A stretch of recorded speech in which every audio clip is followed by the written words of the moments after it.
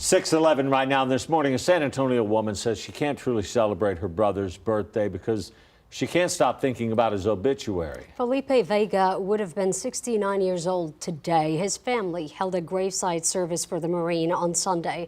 And this morning, Vega's sister is sharing his battle and hers with Marvin Hurst. This is a place of honor, reverence, and respect. He was a crazy guy with the heart like this big. Angie Vega can share more stories than minutes about her brother Felipe Vega.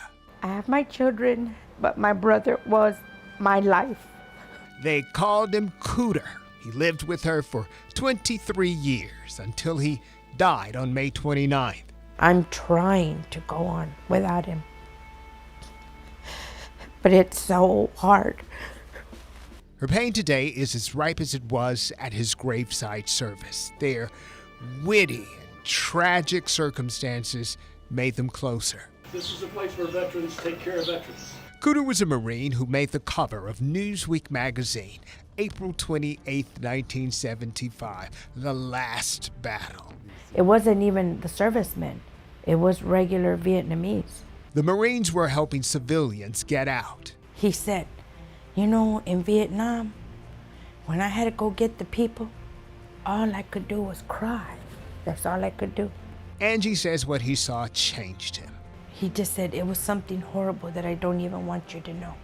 She says marriage failed him and both of his children died tragically. So began a battle with drinking and eventually health issues like dementia. I've lost my husband, my parents. Angie remembers Cooter stepping in to help her when her husband got murdered. Of all the things that they had been through, she never expected in late May that her brother's narrative would become final. Those were the hardest words that I had to hear was, Mom, he's gone. When she got to the hospital, her 68-year-old brother had died from health issues. It placed her in the seat of honor and dread, watching Old Glory, folded for the service Cooter gave in life. I never, ever in my life, in my mind, and would never have thought I'd be handed a flag, especially of his. Now honoring him in death. I knew then when I was handed the flag, that's the end. Then the shell casings, fired in the distance. First casing represents duty. The second is honor. And the third is country. Markers and mementos. And I'll sit here and I think, and I look through my phone and look at his pictures, and that's all I got.